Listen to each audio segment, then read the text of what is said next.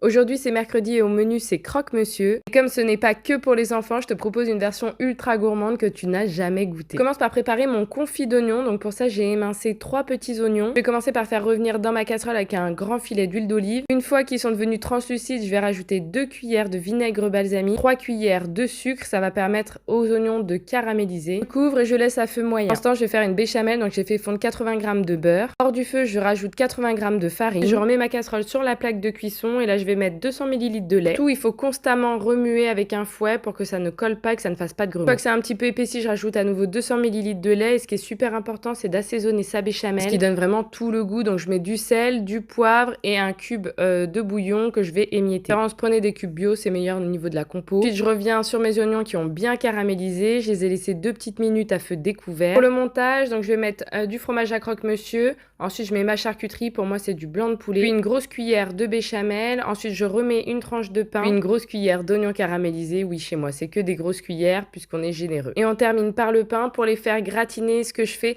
c'est que je rajoute le reste de ma béchamel sur les pains. Je les rapproche. Je vais râper de la mozzarella. Je trouve ça nettement meilleur que du gruyère râpé. En plus, le rendu est beaucoup moins sec et beaucoup plus doré. Regardez le résultat, testez, venez m'en dire des nouvelles.